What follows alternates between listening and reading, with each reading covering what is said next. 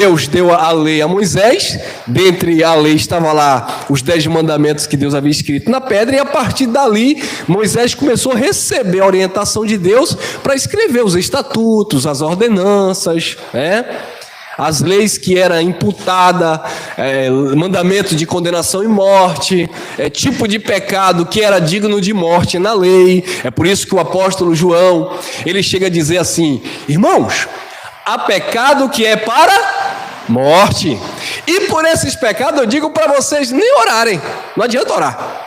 Há pecado, porém, que não é para morte, aí por esses vocês oram. Aí o religioso ele já fica com aquilo na mente: qual será o pecado que é para morte? Aí vem aquele povo lá que bota o véu na cabeça até o dia de hoje e diz assim: olha, o adultério é o pecado que é para morte. Se o irmão adulterou, vocês sabiam que eles pregam isso? Ah, irmão, então pode adulterar? É o problema de cada um. Vai colher o que plantar conscientemente. Vai colher os flagelos da sua desobediência. Então eles dizem assim: se o homem adulterou, se a mulher adulterou, é digno de morte. Aí, agora é engraçado, e por que quando alguém adultera lá eles não matam? Tinha que matar, porque é digno de morte. Segundo a lei era digno de morte, tanto o homem como a mulher. Aí esse povo lá que usa o véu, tem outros também, né? Mas o que eu conheço mais são eles que usam o véu até o dia de hoje, porque não foi revelado no Evangelho. Eles dizem que alguém que adulterou lá dentro na comunidade dele é excomungado, é expulso, né? E é digno de morte aquele pecado, ou seja, não tem jeito. Eu conheci uma pessoa que saiu de lá, que estava entrando em depressão, perturbado. Eu tive que conversar, falar da graça, para glória a Deus, essa pessoa hoje está livre. Não está vivendo o evangelho da graça, mas pelo menos nesse conceito conseguiu se libertar, porque ele achou que ele ia para o quinto dos infernos, porque ele, sei lá, se atrapalhou lá na vida e deu lugar à carne, e disseram para ele que ele ia morrer, que é pecado para a morte, que não tinha jeito. Então quando João disse, abençoados, que há pecado que era para a morte, que não adiantava orar, é porque dentro da lei de Moisés havia de fato alguns pecados, alguma prática dentro da lei, que pela lei era condenada à morte. Inclusive o pecado do adultério. Tanto é que levaram a mulher para ser apedrejada por Jesus, porque ela foi pega no ato de adultério. Então, os conhecedores da lei de Moisés sabiam que tinha que ser apedrejada aquela mulher. Aí levaram aquela mulher até Jesus e disseram assim: olha, o Senhor está dizendo que está cumprindo a lei. E Jesus veio justamente para cumprir a lei. Não é para a gente continuar cumprindo, ele veio cumprir, rasgar o escrito de dívida e estabelecer uma nova e eterna aliança, que é a graça de Deus. Então Jesus estava no cumprimento da lei. Então no cumprimento da lei, aquela mulher tinha que ser apedrejada. Só que tem um detalhe: a lei também dizia que tinha que ser o homem e a mulher, e não só a mulher. Por que não levaram o homem? Viu aí a malícia? Que eles não estavam preocupados para Jesus aplicar a lei, mesmo porque eles eram fariseus hipócritas, que eles mandavam, mas eles não faziam. Mateus 23. Aliás, Mateus 23, versículo 1 em diante. Eles mandavam, mas eles não praticavam. E é por isso que em Mateus 23, Jesus chama ele de fariseus hipócritas, porque eles davam dízimo do endro, do cominho, da hortelã, mas não praticavam o mais importante da lei: a justiça, a misericórdia, a fé pela lei. Então, a lei oprimia as pessoas. Aí Jesus disse: olha, aquele que não tiver pecado entre vocês, atira aí a primeira pedra. Todo mundo tinha pecado de consciência, porque estava debaixo de um ministério que era a lei de condenação e morte. E aí todos saíram, aquela mulher ficou. Jesus disse assim: cadê os teus acusadores? A igreja hoje aprende que acusador, quem está aí tentando te matar, te destruir, é o demônio, é isso e aquilo. Eram os homens. Irmão. Aí a mulher disse: já foram. Jesus disse: vá, mas não peques mais. Então Jesus liberou aquela mulher para ir, mas não disse: vai e continua fazendo o que você quer na sua vida. Não. Você está na graça agora, você é livre, pode ir, você é livre. Permaneça, pois, firme na liberdade com que Cristo vos libertou. Então vai, você é livre, então agora pode aprontar o que você quiser. Não, irmão, porque nós estamos debaixo da lei do Espírito de vida em Cristo Jesus. E o Espírito é santo e ministra em nós temor, santidade, responsabilidade. Mas nós não estamos debaixo da lei de Moisés. Agora, aqueles que zelam, que praticam ou tentam praticar a lei, eles estão oprimindo a igreja, como eu falei. Se alguém falhou dentro da comunidade deles, eles usam a lei para oprimir as pessoas. Você vai morrer, você vai para o inferno, porque está na lei assim, tá. Não, irmão. O zelo da lei e a opressão da igreja. O zelo pela lei de Moisés traz opressão para a igreja. Traz um peso, um fardo para a igreja. E o povo de Deus não consegue se ver abençoado. Por quê? Porque está sendo oprimido pela lei que não vigora mais. Porque a lei foi para os judeus. E Jesus na cruz, ele cumpriu a lei se fazendo uma audição. Mas vamos lá que vocês vão aprender com a Bíblia e não com a minha conversa. Olha lá. Atos dos Apóstolos, capítulo 22, versículo 3. Olha o que o apóstolo Paulo disse. Eu sou judeu. Pronto. Sou judeu, né? A lei foi dada para os judeus, então Paulo já estava dizendo, olha, eu não sou grego, eu não sou de outra nacionalidade, eu sou judeu, então eu tenho moral, não é assim que os pastores falam? Quem é esse menino que está pregando aí no YouTube? Ele não é nem pastor, eu sou pastor presidente.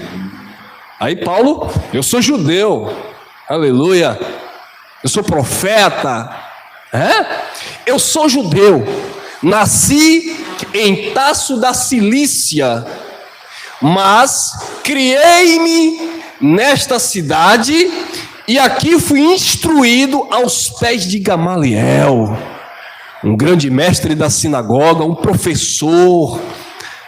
Então Paulo está aqui dando o seu currículo religioso.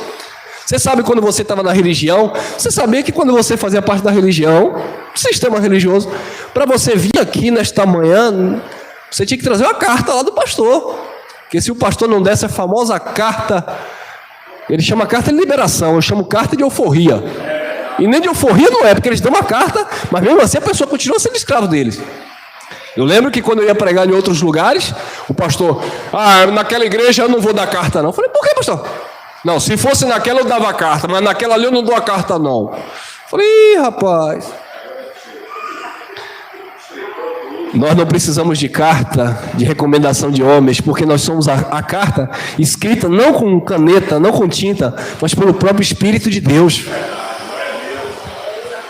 Então Paulo aqui estava apresentando o seu currículo, a sua carta de recomendação. Eu sou judeu, nasci em Tasso da Sicília, criei-me nesta cidade, aqui fui instruído aos pés de Gamaliel. Apontou para o seu professor. Você está pensando que eu não tenho professor? Não, eu tenho professor que me ensina o grego, hebraico, aramaico, judaico, naiaico. Irmão, você tem um professor, um mestre, Gamaliel, que te ensina? Nós temos um mestre que é o próprio Espírito que ministra em nós, que nos ensina todas as coisas. Jesus não disse que ia deixar Gamaliel, Elcio, Jesus não disse que ia deixar Paulo, Jesus não disse que ia deixar Pedro para ensinar a igreja. Ele deixou esses homens para instruir, para pregar, para falar. Mas para ensinar ele deixou quem? Eu vou para o Pai, vou enviar o Espírito. E o Espírito vai ensinar vocês em toda verdade. Acabou. Quem ensina é o próprio Espírito. Agora, quem aprende só de homem, fica limitado ali naquela lição humana, religiosa, tradicional. Como nós não estamos aqui para ficar aprendendo de homem, vamos aprender com o Espírito, porque nesse tempo, Paulo não tinha aprendido com o Espírito. Paulo tinha aprendido com quem? Gamaliel. E quem aprende com o homem, está oprimindo a igreja de Cristo. Porque está ensinando o mandamento de homens, preceitos e doutrinas do mundo, de homens. Então eu nasci de Tasso da Cilícia, mas criei-me nesta cidade e fui instruído aos pés de Gamaliel, segundo a exatidão da lei de nossos antepassados, sendo zeloso para com Deus, assim como todos vós o sois no dia de hoje. Então, Paulo estava dizendo, olha, eu aprendi com Gamaliel, e segundo a exatidão da lei de nossos antepassados, eu sou zeloso. Olha o zelo de Paulo. Zelo está falando de cuidado, né? Então Paulo era aquela pessoa cuidadosa, extremista, né? Radical. Paulo era aquela pessoa dedicada. Ainda Saulo, né? E a religião, na verdade, nos ensinou a ser assim. Não é todo mundo na religião que é zeloso, né? Mas tem gente na religião que é zeloso ao extremo. E o pastor dele, o Gamaliel dele, ensina ele a ser zeloso a ponto dele, naturalmente, obter as mesmas características. Você sabia que tem lugar no sistema que o membro não pode pegar no microfone do pastor, porque é ungido e pode cuspir fogo. Tem lugar no sistema religioso que o membro, a ovelha, como eles dizem, não pode passar aqui na frente não, porque eles dizem que aqui é o altar de Deus e só quem pode ficar ali é ele, porque só ele é de Deus. Isso é zelo, né, irmão? É o zeloso extremista, radical. Então Paulo era assim: eu sou extremamente zeloso, segundo a exatidão da lei de nossos antepassados, eu sou zeloso, eu sou cuidadoso. Agora nós vamos observar na caminhada aqui da mensagem que Paulo não perdeu o zelo, irmão, coisa que muitos em graça perdem. Isso é um ponto interessante. Então ele era zeloso para com... interessante, Ele era zeloso para com Deus, embora ele estivesse aprendendo de homens. Então existe muita gente no sistema religioso que, embora estejam aprendendo de homens, mas a consciência está para com Deus, a ponto de serem pessoas, sim, pessoas do bem, pessoas honestas, pessoas de caráter, porque tem muita gente em graça que gosta de generalizar e pisar nos irmãos que estão no sistema, achando que todo mundo lá é corrupto, que todo mundo é ladrão, que todo mundo é isso. Não. Dentro da doutrina eles estão equivocados, mas existem pessoas do bem, tem irmãos honestos, verdadeiros, pastores de congregações aí em lugares que dão a vida de fato, definitivamente, se esforçam, se dedicam, porque eles acreditam fielmente que estão fazendo para quem? Para Deus. O problema é que eles estão sendo conduzidos só por homens. Então eles conhecem um Deus limitado ou condicionado pelo homem. Eles não conhecem Deus na sua essência. Eles dizem que conhecem a Deus porque o pastor falou que é assim. Então, se o pastor pega lá uma caneta e diz assim, essa caneta é ungida, você vai levar para sua casa, mas você vai deixar uma oferta aqui, uma oferta simbólica de R$100. Aí tem membro que vai e pega, porque ele disse que é ungida, que Deus mostrou para ele na madrugada. Deus não mostrou nada. Mas o irmão que é zeloso, ele acredita que Deus mostrou para o pastor. Mas aqui você não cai nesse pagode. Então, abençoados, Paulo, ele se gabava, se vangloriava por ser uma pessoa zelosa, né? E achando ele que isso estava agradando a Deus.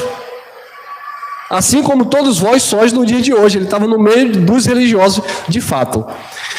22:4. Olha lá. Persegui este caminho. Ele está falando de Cristo. Os fariseus chamavam aquele caminho de seita, a seita dos nazarenos, ou do nazareno. Persegui este caminho até a morte. Paulo consentiu na morte do diácono Estevão. Ele estava ali, ele podia ou poderia impedir, ele não impediu.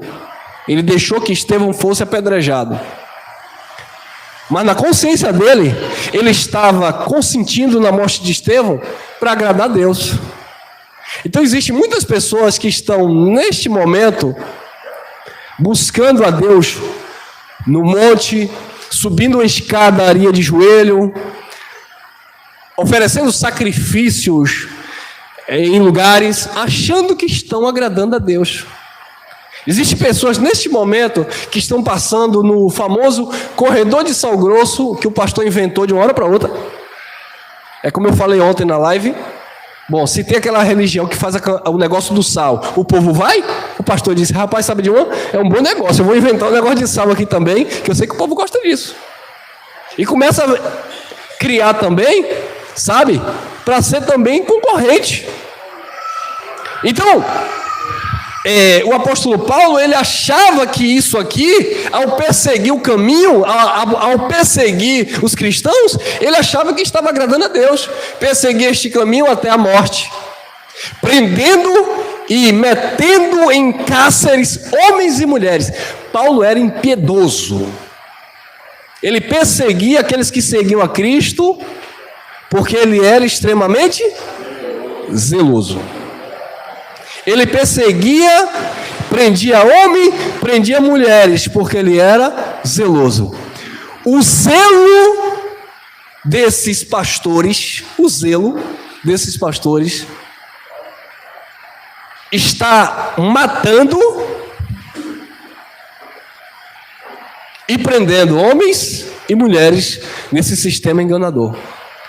Eles são tão zelosos a ponto de estarem destruindo vidas, acreditando que estão agradando a Deus. Porque quando eu digo para uma viúva, uma aposentada, sacrifique o teu 13º, o seu salário no altar, que Deus vai entrar com providência na sua vida. E eu posso até dizer, porque é isso que eles dizem: a gente não colocou arma na cabeça de ninguém obrigando. Mas deu uma palavra sugestiva. Eu não ameacei ninguém, eu não mandei ninguém dar. Deu porque aqui, deu porque aqui? Não, porque você usou uma psicologia fajuta com o nome de Deus para induzir a pessoa a praticar algo que conscientemente ela não faria.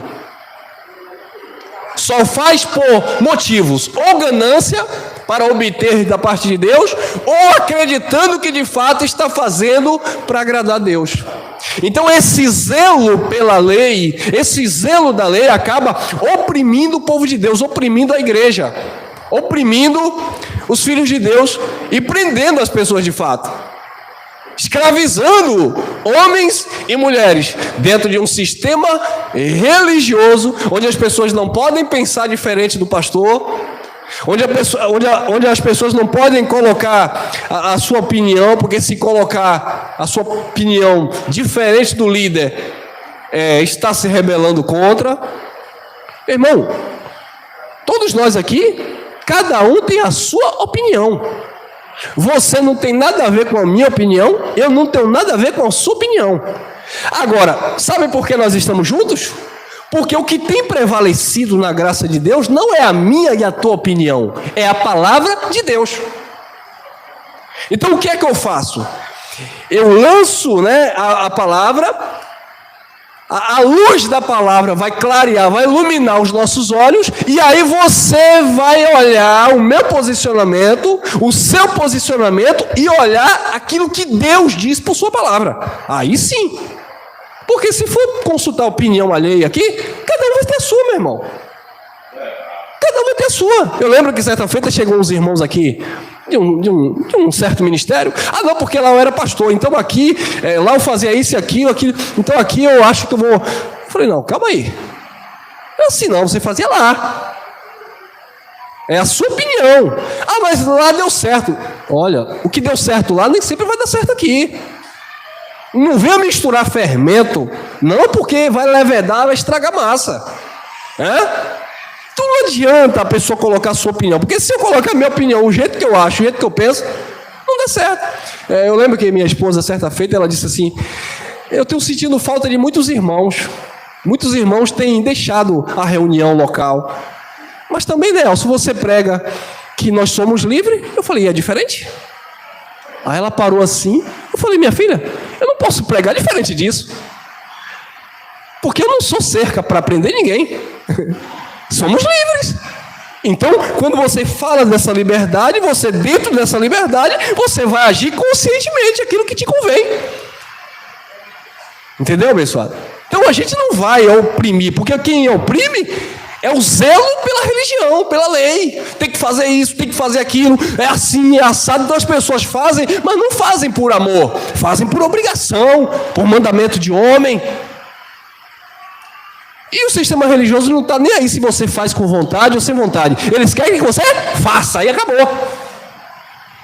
Acabou. E se ele perceber que tem algum espertinho no meio dizendo, rapaz, não é assim, não é isso que a palavra de Deus diz, pode ter certeza, ele vai lhe chamar na frente para expulsar demônio. Porque não está concordando com eles. Aí, persegui este caminho até a morte, prendendo e metendo em cárceres homens e mulheres. Paulinho, tu não sabia o que te aguardava. O que ele fazia?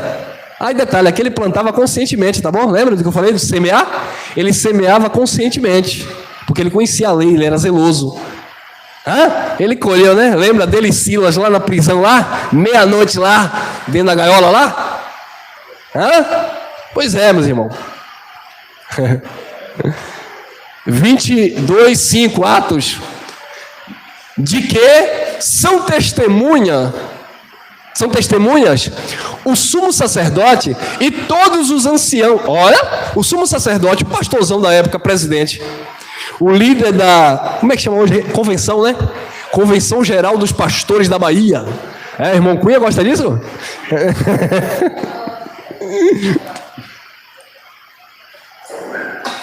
Teve um abençoado que me perguntou assim: você está ligado aqui a que ramificação? Eu falei: de Cristo. Não, eu falo, qual a sua convenção? O Evangelho. Não gostou não. Mas quem é seu pastor? Quem é que cobre sua vida? O Espírito Santo. Não, mas onde é a casa? Onde é a sua igreja? Que é a igreja reunida? O povo de Deus. Então ele não gosta disso não. Então Paulo, ele tinha lá o sumo sacerdote em seu favor, todos os anciãos, os outros pastores, outros líderes, e ia para Damasco no propósito de trazer manietados, amarrados para Jerusalém, os que também lá estivessem para serem, viu aí? Para serem punidos. Por quê? Porque Paulo era extremamente zeloso da lei. E o zelo de Paulo trazia punição para o povo de Deus. Um povo que Cristo havia libertado e comprado na cruz com seu próprio sangue. Mas tinha um pastor chamado Paulo, tinha um líder chamado Paulo, que recebia carta de sacerdotes e tinha comunhão dos anciãos da igreja lá, dos fariseus, dos líderes, para aprender, consentir na morte e punir aqueles que seguiam a Cristo. Você acha que vai ser diferente hoje, você seguir nessa graça? Não, meu irmão, a perseguição vai continuar tendo. Só que hoje essa perseguição não te machuca mais, porque você já está pronto, preparado, amém? Você já pode suportar todas as coisas.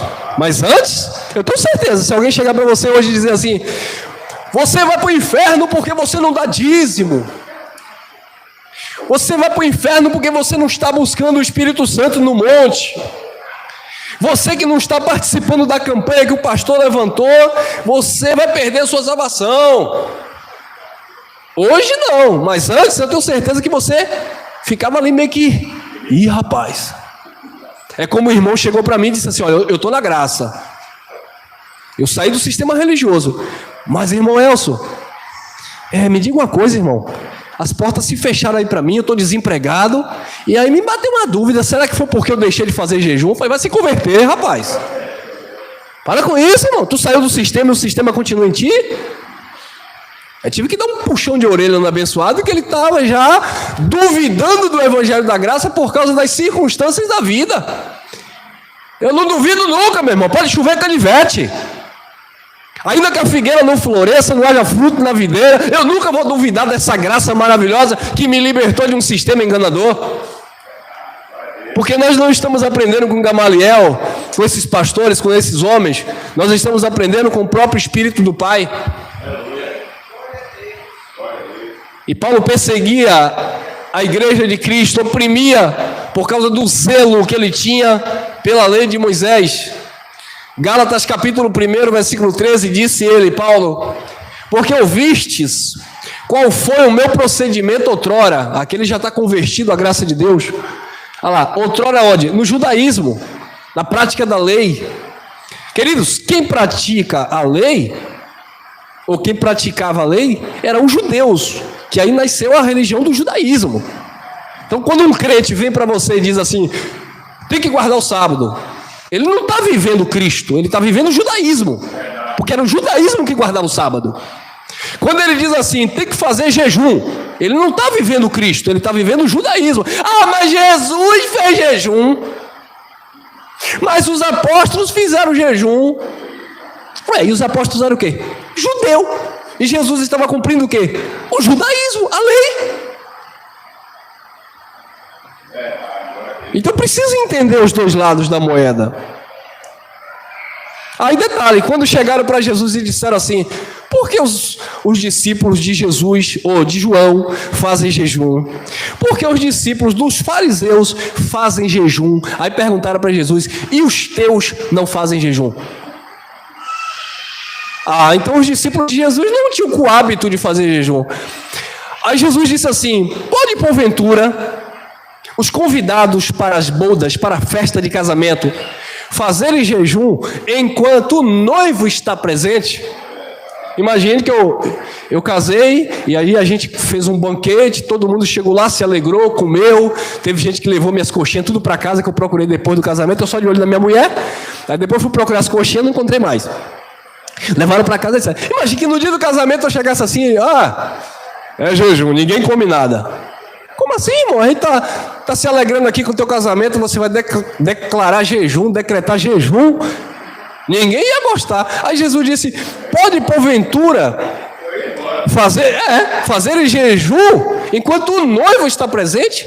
Aí ele explica, dias porém virão em que o noivo será tirado. Aí nesses dias jejuarão.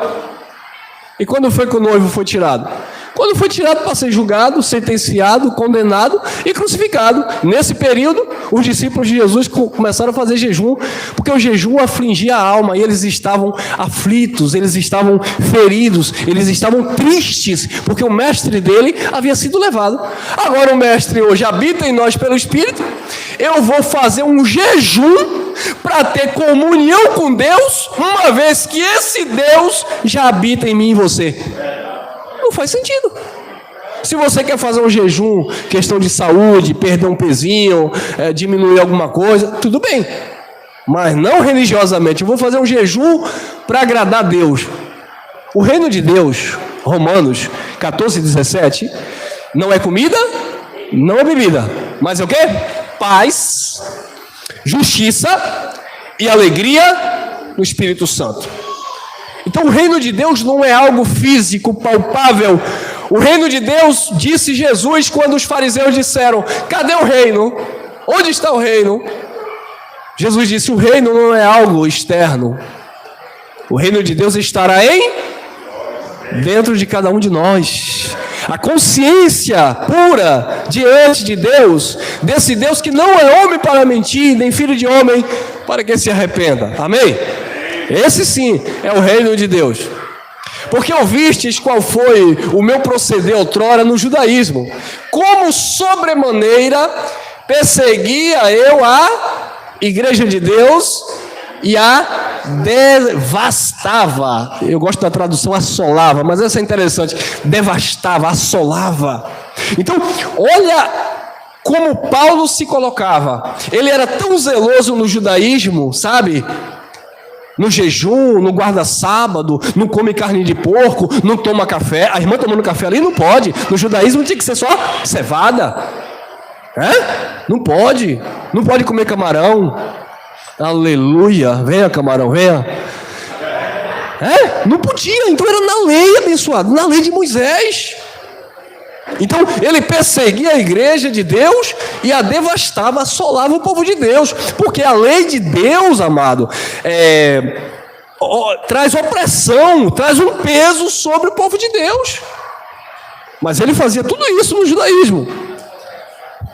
14, Gálatas 1:14. E na minha nação, olha aí, olha as coisas clareando aqui. E na minha nação.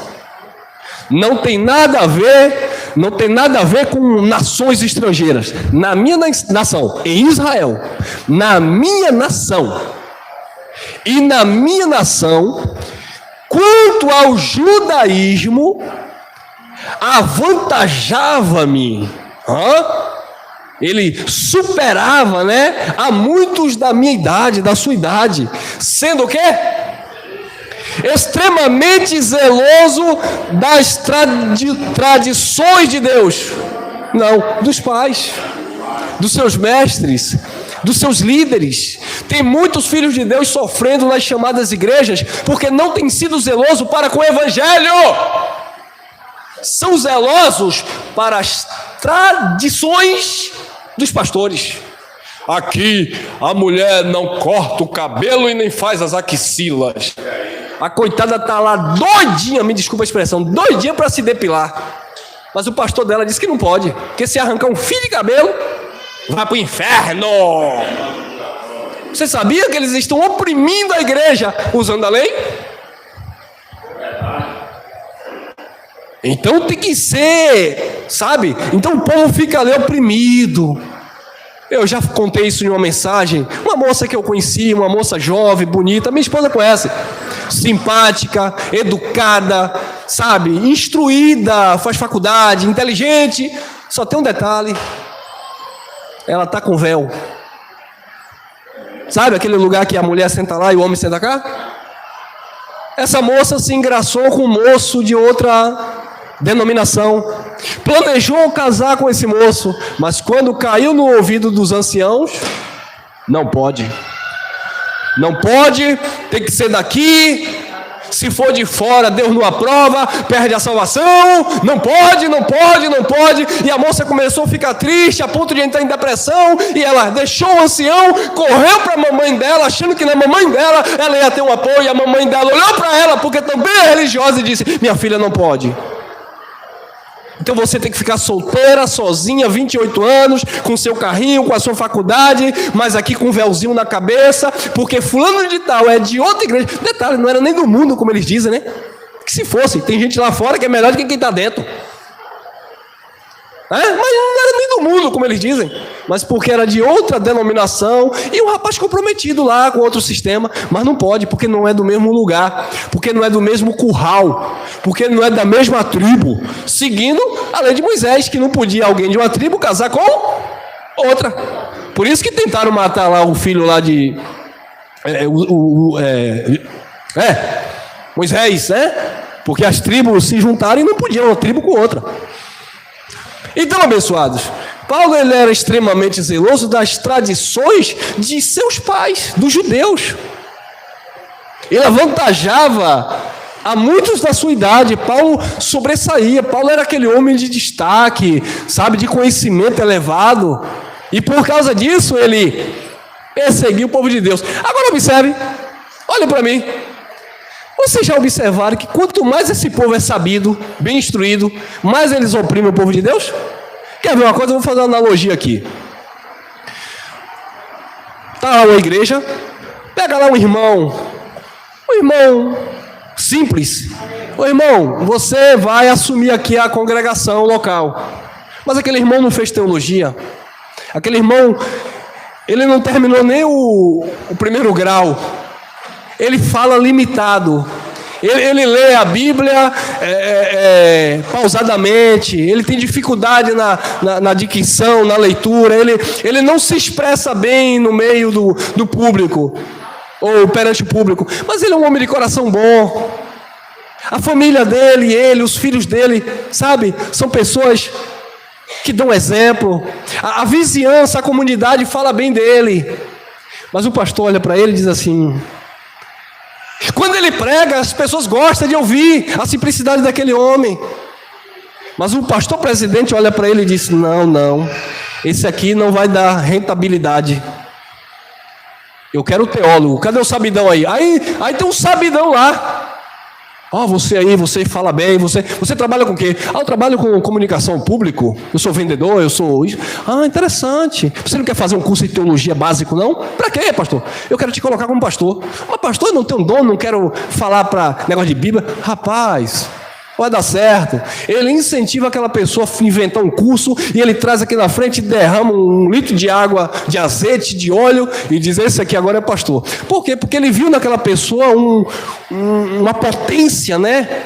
Para convencer pessoas, para iludir as pessoas. E aquele que tinha um dom de cuidar, de visitar o que estava lá sozinho, caído.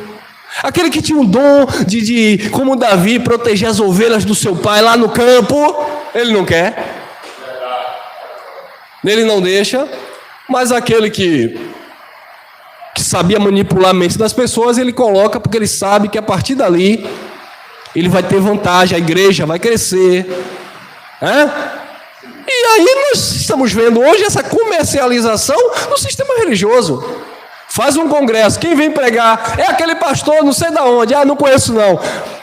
Mas aquele pastor vai estar, aquele eu conheço. Aquele é famoso, aquele é pentecostal, aquele eu vou. Porque as pessoas estão indo atrás de homens. E talvez aquele que a pessoa nem conhecia, trouxe uma palavra edificante, que ninguém valorizou, porque não viu ele dar duas rodadas no altar. Então Paulo era zeloso das tradições de seus pais. Filipenses capítulo 3, versículo 5. Olha, ele continua com o currículo dele. Circuncidado ao 8º dia, da linhagem de Israel, da tribo de Benjamim, uma das tribos mais importantes dentre os judeus.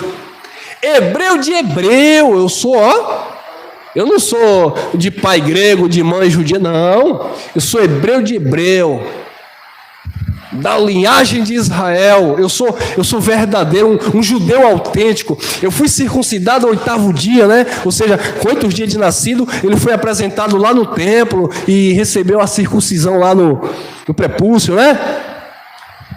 Hebreu de hebreu, quanto à lei, fariseu. No segmento do farisaísmo.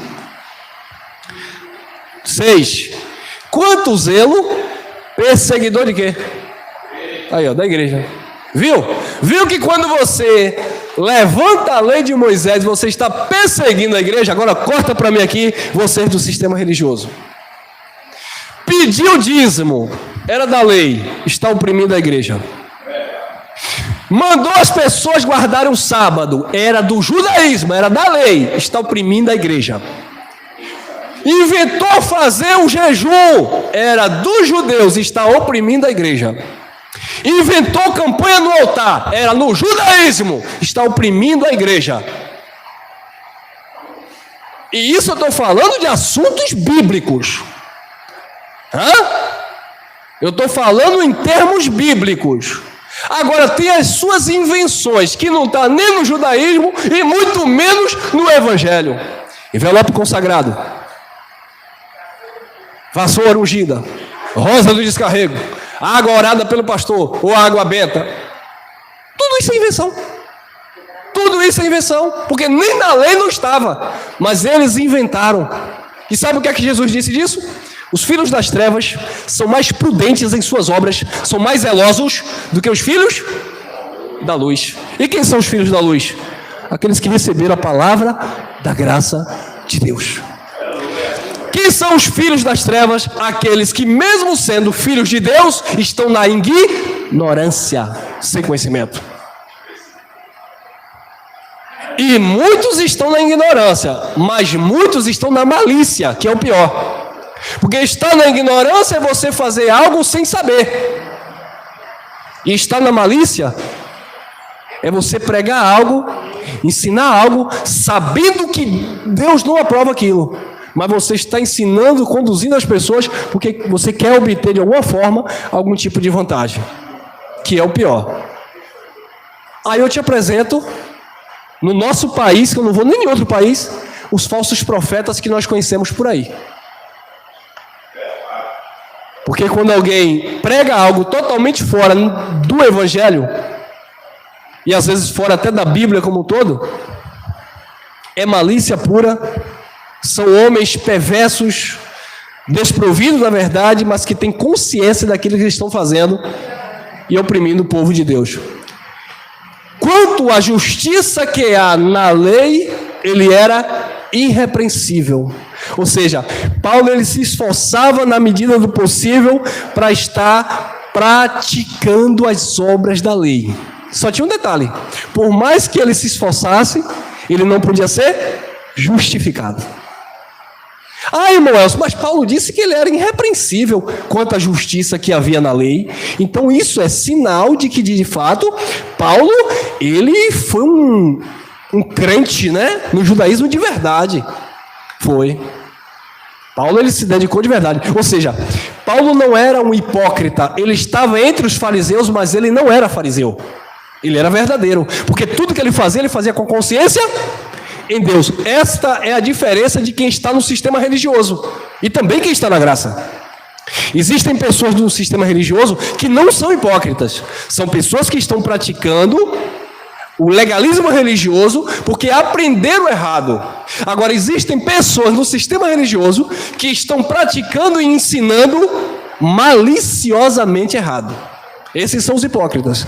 Tem pessoas na graça que estão vivendo o evangelho da graça verdadeiramente, com as suas limitações, com as suas falhas, mas são verdadeiros adoradores que adoram em espírito e em verdade. Agora, tem pessoas que estão na graça que condenam o sistema, mas ele carrega a capa da hipocrisia. Ele é tão hipócrita quanto religioso, porque ele também conhece, mas ele não se esforça para viver. Então a gente não vai errar nunca. Não, não é isso. Mas tem que haver em nós um zelo, um cuidado, porque o zelo não pode acabar. Paulo não deixou de ser zeloso na graça. Paulo ele abandonou o extremismo, o radicalismo e o judaísmo. Mas o zelo, juntamente com o amor, ele continuou a praticar. Amém? Olha aí. Ele perseguia a igreja por causa do zelo da lei. 3:7, Filipenses. Mas o que para mim era lucro. Então o que ele fazia no judaísmo era lucro para Paulo. Claro que era lucro. O homem sabia mais do que os jovens da sua idade. O homem era instruído ao pé do Gamaliel. O homem era um candidato fortíssimo, a quem sabe, a se tornar lá um grande professor de uma sinagoga lá. Eu não vou dizer que ele era candidato a sacerdote, porque o sacerdócio vinha da linhagem de Levi, e ele era de Benjamim. Mas ele estava ali, por certo, almejando e tendo as suas vantagens, dupla cidadania, entrava e saía, tinha liberdade para com o sacerdote. Ao mesmo tempo que ele estava com os judeus, ele estava lá com os romanos. Tanto é que quando pegaram ele e deram uma coça, ele foi lá e disse: epa, por que vocês estão me batendo? Você sabia que eu sou romano também? A gente maltratou um romano. Eu quero ver o chefe, o rei, eu quero ver o governador. Não, Paulinho, a gente até te paga aí para você fazer de conta que não aconteceu nada. Não, eu sou cidadão romano também. Então Paulo era cheio de vantagens, cheio de lucro. Mas quando ele conheceu a Cristo, considerei perda por causa de Cristo. Agora deixa eu falar uma coisa para vocês. Se você não considerar algumas coisas na sua vida como perda por causa do Evangelho de Cristo, você nunca vai entender o que é abrir mão de algumas coisas e verdadeiramente viver Cristo. Eu lembro que quando eu comecei pregando o Evangelho da Graça há quase 7 anos, eu cheguei no interior, na igreja lá que eu aceitei Jesus, e é uma igreja muito grande, só tem empresário não, tem muita gente simples e os grandes empresários da cidade estão lá. E aí quando eu cheguei lá, o pastor me chamou e disse assim: você está pastoreando lá de Salvador? E eu falei: eu tenho uns irmãos lá que eu ensino a palavra. Na época tinha muita gente, na época tinha mais ou menos tinha mais ou menos 5 irmãos. Você quer vaqueta? Tinha uns 5 irmãos na época. Eu estava lá no Parque São Paulo cuidando lá de uns 5 irmãos. Aí o pastor chegou para mim e disse assim: você trabalha? Eu trabalhava na área de segurança e tal. E ele disse assim: não se preocupe, a gente vai conversar. A gente vai, traduzindo, trocando por mim, a gente vai lhe bancar lá. A gente precisa de alguém. Aí ele falou para mim: a gente precisa de alguém, ainda mais agora que você está casado, a gente já lhe conhece, você é da cidade, você nasceu aqui. A gente precisa de alguém para expandir o ministério para a capital. Você já está lá, a gente vai unir o útil ao agradável. Então, não se preocupe não. Resumindo, a gente vai lhe bancar. E que proposta, irmão? Eu cuidando de um espaço lá em cima, no Parque São Paulo, com 5 irmãos, tirando do meu salário para pagar espaço. Às vezes deixava minha filha ser um Danone e a esposa puxava minha orelha. Aí vem um pastor e diz assim: não se preocupe não, que a gente vai te bancar, te assalariar lá. Só tem um detalhe: eu tinha que trazer réplica da Arca da Aliança, pregar a chamada Santa Ceia, fazer todo aquele rito, aquele misticismo, Peguei minha esposa e disse, vamos embora daqui, porque eu não sou Balaão para vender meu ministério. Cai fora. Cai fora. E hoje a gente não tem nem mais esse contato justamente por isso. Porque você tem que aprender. Passou aqui, vai? Não. Porque você tem que aprender, abençoado, ó. Cadê? Passou aqui, não foi? Passou aqui, deixa eu ver. Olha lá. Porque você tem que aprender a perder muitas vezes para ganhar lá na frente. Eu não estou falando ganhar em termos de vantagens no sentido financeiro, não. Ganhar em paz, em consciência pura para com Deus. Então tem gente que não quer perder para depois ganhar em Cristo. Paulo abriu mão de tudo. Toda a sua fama, de toda a sua religiosidade, de toda a sua posição, de toda a sua influência. Paulo abriu mão de tudo por amor a Cristo.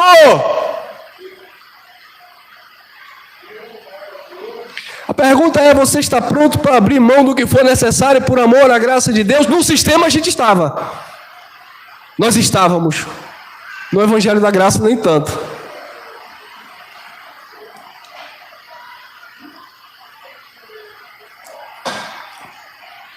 Mas eu preciso aprender a abrir mão. Abrir mão de ter domínio sobre as pessoas.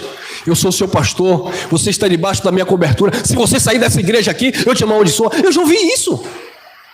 Se você sair daqui, eles são terríveis, ofensivos, presunçosos, brabos, ignorantes mesmo, sabe? Se você sair daqui, você sai debaixo de maldição. Eu não libero você daqui. Uau, é o dono, né? É. Você está endemoniado, está se levantando contra a autoridade de Deus e o povo fica lá acreditando que é verdade.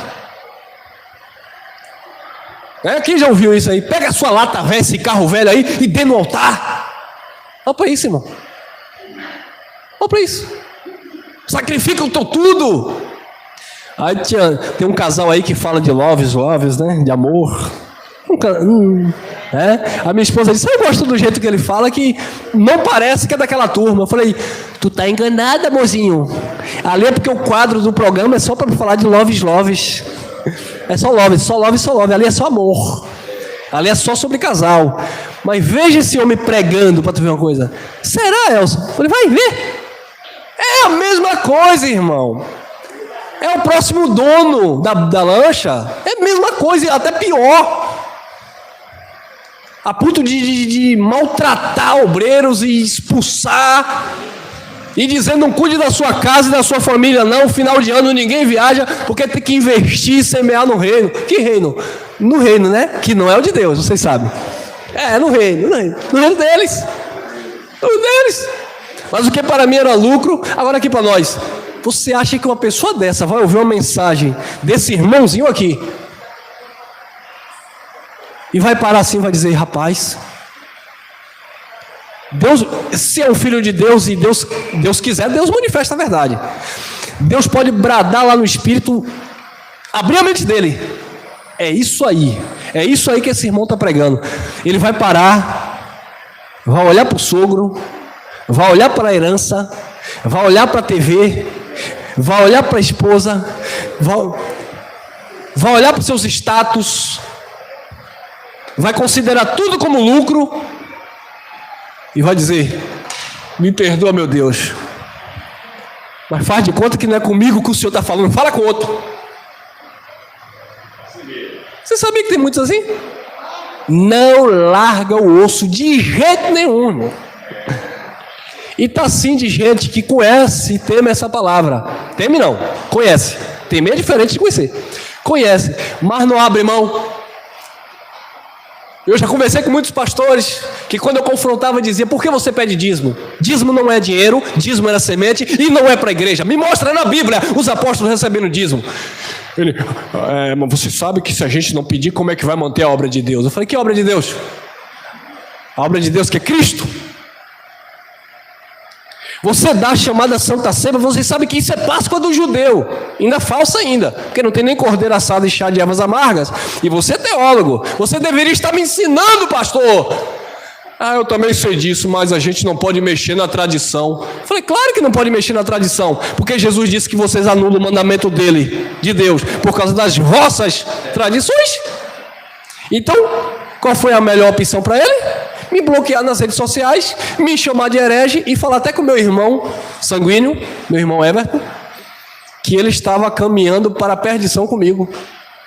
Mas cadê que chega aí e tem coragem de me enfrentar tete a tete com a palavra? Não tem, porque ele tem consciência que o que ele faz é totalmente errado do evangelho, mas ele não pode porque ele tem lucro, ele tem suas vantagens.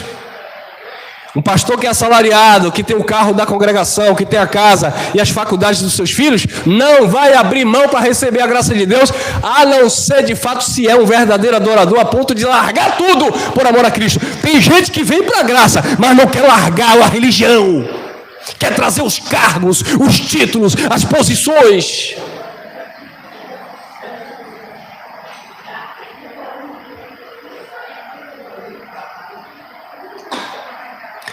As profecias.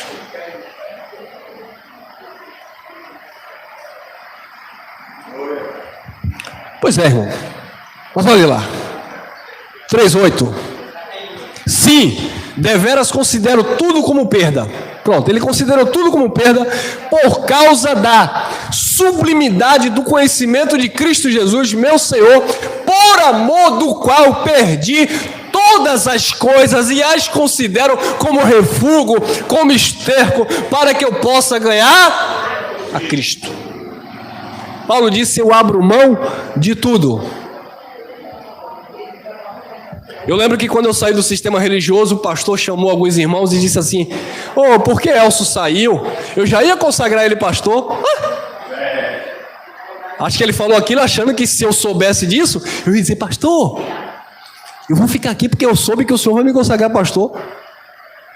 Falei, eu demorei para sair, mas saí no tempo certo de Deus. Considerando tudo como esterco, como refúgio, para que possa ganhar Cristo abençoado. O importante é você viver em paz com Deus e não cheio de cargo, cheio de coisas, cheio de... 9. E ser achado nele, em Cristo, não tendo a justiça própria, que procede da lei. Justiça própria procede da lei. Eu tenho porque eu fiz. Deus me deu porque eu busquei. É obra meritória, irmão. Não é por obras. Eu recebi porque eu paguei o preço. Como assim? Hein? Que procede da lei, senão a que é mediante a fé em Cristo, a justiça que procede de Deus, baseada na fé. A fé que nós temos é um dom de Deus, procede de Deus. Você não é filho de Deus porque o pastor manda você vir aqui na frente para você levantar a mão e aceitar Jesus. Não tem respaldo bíblico para fazer apelo. Não existe apelo. Não, mas se você não aceitar Jesus, você que está aí fora, visitante aqui, se você não aceitar Jesus, aí ele começa a condenar a pessoa. Você vai para o inferno, você vai para isso, então venha aceitar Jesus. Agora imagine, Cristo foi lá para aquela cruz. Aliás, vamos começar do começo, né? Deus se fez homem, deixou o seu trono de glória, se despiu da sua divindade, da sua glória, se fez homem, se fez servo, sofreu, foi para a cruz, derramou sangue, pagou o preço pelo seu povo, estabeleceu uma eterna redenção, salvação, abençoou o seu povo. Agora vem um pastor que anteontem estava enchendo a cara de cachaça, na cocaína, aceitou Jesus, se batizou nas águas, falou: olha a baixaria, ele me canta. Agora ele vem cá e diz assim: se você não aceitar Jesus, você não vai para o céu. Então você vai vir aqui, vai confessar Jesus e eu vou fazer a oração: Senhor Jesus, escreve o nome do irmão e da irmã no livro da vida. Imagine que brincadeira de mau gosto, irmão. Mas é isso que a religião ensina. E aí cada religião vai ter a sua tática, a sua fórmula. Mas na graça não tem isso, irmão. Não depende de quem quer, de quem corre, mas de Deus que compadece e usa de misericórdia. Na graça não depende de você chamar para aceitar a graça. Depende que Deus revelou a graça. Não tem como. Porque por mais que a gente venha falar, não é por muito falar que seremos ouvidos, a não ser se o próprio Pai abrir a mente. Então, queridos, uma vez que você recebeu esta palavra no teu homem interior, é você agora que se responsabilizará por viver esta palavra. Não é o outro que não aceitou ainda. Ah, mas eu sou crente da graça, mas a minha esposa não é. Deixa ela lá. Quem recebeu a graça foi você. Viva você. A graça de Deus que é baseada na fé. Romanos 3,19. Ora, sabemos que é tudo, olha que interessante, sabemos que é tudo que a lei diz aos que vivem na lei, diz para que se cale toda a boca e todo mundo seja o quê? Culpável ou condenável perante Deus. Quem vive debaixo de obra da lei tem que fechar a boca, porque diante de Deus é culpável, é condenável. 20. Visto que ninguém será justificado diante dele por obras da lei. Ninguém. Não adianta fazer jejum, subir monte, pagar dízimo. Não adianta. Pelas obras da lei, ninguém será justificado diante dele. Em razão de que pela lei vem o conhecimento A lei só traz opressão e conhecimento de pecado. Agora, se pela lei vem o conhecimento do pecado e ninguém será justificado diante dele pelas obras da lei, a pergunta é: por que esses homens insistem em pregar a lei? Para escravizar o povo. Porque se eu prego que não existe pecado e condenação sobre a vida do povo, o povo se sente livre. Agora, se eu prego que você está em pecado, que você não pode sair da igreja, que você não pode deixar de ser um fiel dizimista ofertante, que você não pode deixar de praticar isso e aquilo, a pessoa se sente escravo. E aí ela não pode sair, ela não pode andar, ela não pode pensar. Romanos 3,21. Mas agora, é sem ou com a lei? Ou pregadores aqui no YouTube, pastores religiosos, por favor, Romanos 3,21. Mas agora sem lei. Sem quer dizer que não vigora mais. Sem lei, não é com a lei. Mas agora sem lei, sem a lei, se manifestou a justiça de Deus, testemunhada pela lei e pelos profetas. Ou seja, resumindo, aqueles que dizem que nós estamos desobedecendo a Deus quando a gente diz que não existe mais a lei, eles não entendem que a própria lei e os profetas testificam que estamos sem lei. A justiça de Deus se manifestou testemunhada pela lei e pelos profetas. A lei e os profetas testemunham biblicamente que a lei não vigora mais, que teve um prazo. E olha aí, Mateus 11:13, porque todos os profetas e a lei profetizaram, vigoraram até quem? João. Até João. Só era para praticar as profecias e a lei de Moisés antes de João. Até João. Chegou em João, acabou. Acabou, meu irmão.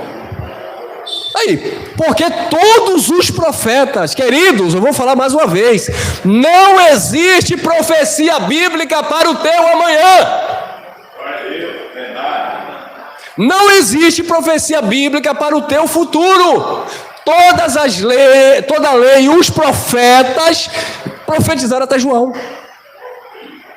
O que existe para se cumprir na tua vida são obras preparadas por Deus de antemão, que ela vai se realizando na tua vida, na minha vida, no nosso individual. Não biblicamente, não porque tem uma profecia lá em Jeremias que parece que está acontecendo aqui na Rússia. Não. Não, irmão, porque tem uma profecia ali em Apocalipse, é que não sei o que, que é isso que dá. Não. Todos os profetas se cumpriram. Não, irmão, mas aquilo que Paulo falou em 1 Tessalonicenses, porque... Não. Se cumpriu.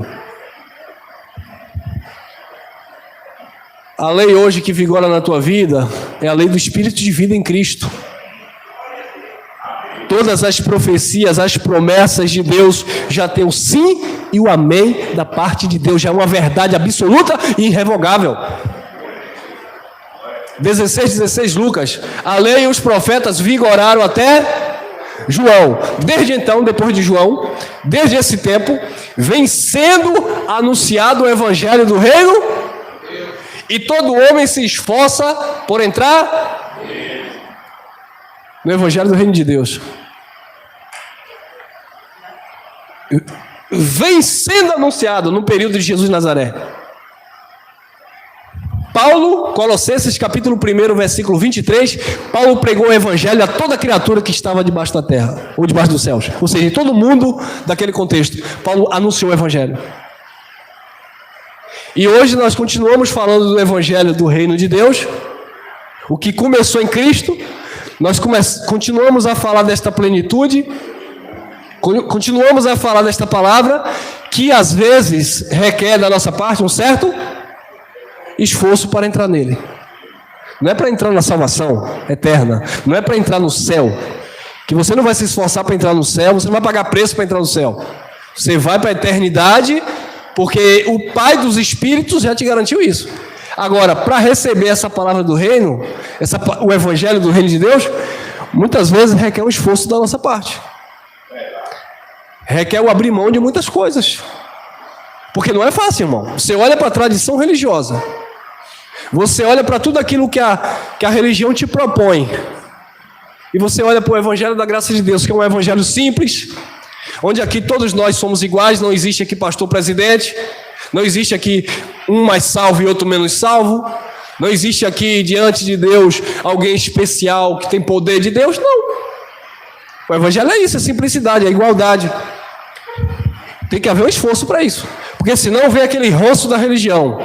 Eu estou na graça, mas mesmo em graça, essas pessoas precisam entender que eu aqui sou pastor, né, que eu sou uma autoridade aqui. Eu fui pregar em um certo lugar e fui pregar num evento da graça de Deus. Cheguei lá, a primeira coisa que o pastor me falou foi que ele disse assim: como é que os irmãos me chamam lá? Eu falei: como assim? Não, como é que os irmãos se dirigem a você?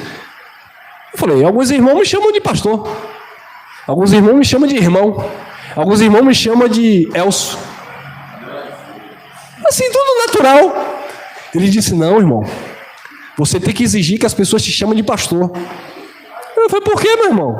Estranho você, em graça, pensar dessa forma. Não, porque quando você exige que as pessoas te chamem de pastor, o seu ministério vai ganhar outro horizonte, as pessoas vão ver você com mais respeito. Falei: olha, quem considera o irmão, considera pelo que o irmão é, pelo que o irmão tem, e respeita porque é uma pessoa de respeito, e não me respeitar porque eu vou carregar um título, uma carteirinha de pastor. Isso é coisa do sistema. E aí, quando eu fui pregar, eu entendi o porquê da coisa. A raiz religiosa na mente, onde mulher não sobe lá no púlpito, pregador da graça. Onde que só fica lá em cima homens, e tem aquela tribuna lá, e eu disse: ih! Aí o negócio pegou, né, irmão? Peguei o microfone e larguei o doce. Quando terminou, os obreiros correram para mim. Será, irmão? Aquilo ali é sistema, né? Aquilo ali é sistema, né? Aquilo ali é sistema, né? Eu falei: pergunta o pastor de vocês. Eles podem estar assistindo aqui, ó. Querido, nós saímos do engano do sistema. Vamos ficar com engano em graça? Não. Então as pessoas que me chamam de irmão, de pastor, podem me chamar de papa, de padre, não vai mudar nada. Se tem respeito, se tem carinho, um amor recíproco, é o que vale. Uma coisa é a gente reconhecer o dom do outro, é reconhecer o trabalho do outro, é a dedicação do outro, né? Mas outra coisa é você se prender a um título para mostrar, para impressionar que você é. E detalhe, nessa mesma noite,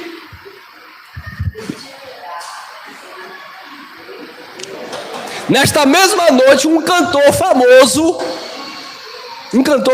que até a tua esposa disse que gosta, conhece. Um cantor famoso, estava lá.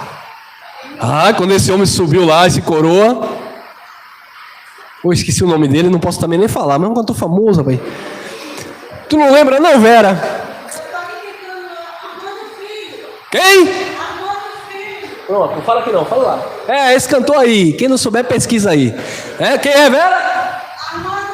Pronto, não fala no microfone não posso denunciar não. Esse cantor aí, que ele é famoso lá no meio do Pentecostes, vozeirão.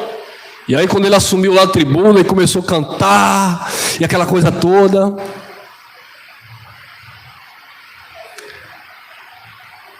E aí, irmão aqui inocente foi pregar, né, irmão? Quando terminou a mensagem, chegaram para mim, correram e disseram: tu tá vendo ali o cantor? Eu falei: sim. Ele estava se arrumando na casa do pastor.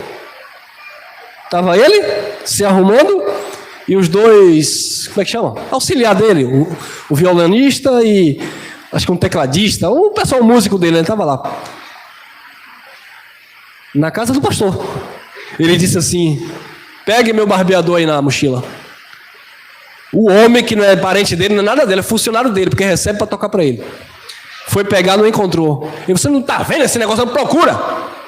Aí a mulher do pastor tomou até um susto e disse: não, eu procuro para o senhor. Eles ganham para isso. Procure. Disse que pegou a mochila assim, no meio da casa.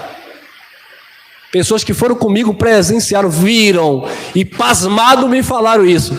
Só que me falaram depois que eu preguei, né? Só que tem um detalhe, né, irmão? Deus não deixa nada oculto.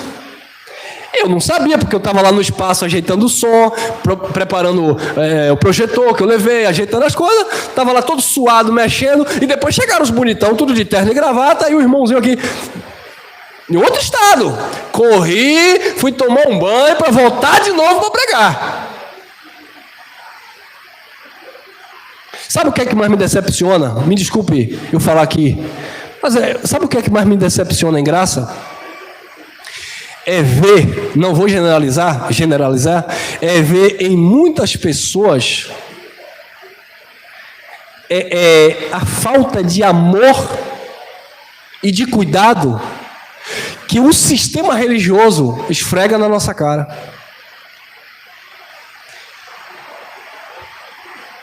Me pagaram a passagem aérea e estava cara. E eu disse: só vou com minha esposa. Ele disse: não posso pagar da sua esposa, pago só a sua. Falei: sabe de uma?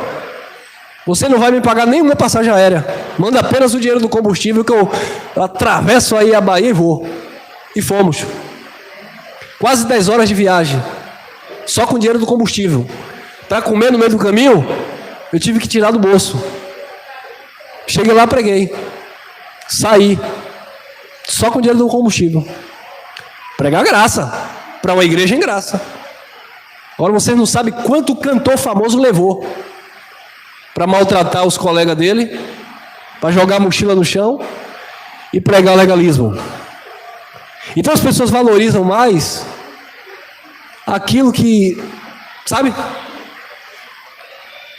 Esse é o grande problema. E quando eu soube disso, eu falei: aí, para que isso? Para pagar caro, e dentro da própria casa dele ele viu um mau exemplo, um mau testemunho que a pessoa deu. E quando eu fui pregar, eu falei assim: olha, tá vendo esse povo aqui? Eu, pastor aqui, o cantor aí, tá no YouTube aí, depois tá aí no YouTube aí. Aliás, não, essa parte o abençoado cortou, não mandou para mim não. Não mandou para mim não, cortou a mensagem. Mas quem estava lá viu. Falei: ninguém aqui é melhor do que ninguém, todos nós somos iguais. E nós não somos senhores aqui não. Diante de nós aqui, só quem governa é Cristo. Aqui não tem ungido e aí embaixo alguém que não é ungido não. Todos nós somos filhos de Deus. E a igreja, e eles, bicudo. E eu nem sabia desse acontecido, depois que eu fiquei sabendo. Então é isso, abençoados. A lei e os profetas vigoraram até João desde esse tempo, vem sendo anunciado o evangelho do reino de Deus, e todo homem se esforça por entrar nele. Naquele tempo havia de fato um esforço, né, porque eles estavam saindo debaixo do primeiro pacto, das obras da lei. Hoje nem tanto, porque só vigora a graça. Naquele tempo o pacto ainda estava se cruzando. Hoje não, só a graça que é eterna. Então hoje o que deveria ser pregado nas igrejas era de fato apenas o evangelho da graça. E alguém diz assim, então rasga o Velho Testamento. Não, porque o Velho Testamento nós vamos pregar para ensinar o povo, testificando a lei e os profetas, que estamos sem a lei, estamos vivendo o evangelho da graça de Deus. Amém? Gálatas 3:10, todos quantos, pois, são das obras da lei, estão debaixo de quê? De maldição, porque está escrito, maldito todo aquele que for pendurado, ou daquele que não permanece em todas as coisas inscritas no livro da lei, para praticá-las. Quem está debaixo de obra da lei, está debaixo de maldição, porque não consegue praticar todas as coisas escritas na lei. 11. E é evidente que pela lei ninguém será justificado diante de Deus, porque o justo viverá pela e não pela lei. O justo vive pela fé na graça, na obra de Cristo, e não pela lei. 12. Ora, a lei não procede da fé, mas aquele que observar os seus preceitos por eles, viverá. Vai ter que praticar a lei e naturalmente colher, né? Lá debaixo da lei. 13. Cristo nos resgatou da maldição da lei. Queridos, era maldição a lei, porque é que as pessoas querem praticar as obras da lei. Cristo nos resgatou da maldição da lei, fazendo-se Ele próprio maldição em nosso lugar, porque está escrito, maldito todo aquele que for pendurado em madeiro. E aqui nós encerramos, Romanos 10:4, porque o fim da lei é Cristo, é o fim, não é o começo, porque o fim da lei é Cristo, para a justiça de todo aquele que crê. Cadê? 2 Coríntios, eu encerro, 2 Coríntios 3,14. Mas os seus sentidos, ou os sentidos deles, se embotaram ou forem endurecidos, está falando da mente, pois até o dia de hoje, quando se faz a leitura da antiga aliança, o mesmo véu permanece, não lhe sendo revelado que em Cristo é removido. Quando se lê, faz a leitura da velha aliança e aplica para a igreja, o véu ainda continua na mente das pessoas, porque não foi revelado que em Cristo o véu foi removido. Então, queridos, quem está em Cristo não pode estar vivendo obras da lei, porque está totalmente livre, vivendo a graça do Senhor. Amém? Graça e paz, família abençoada.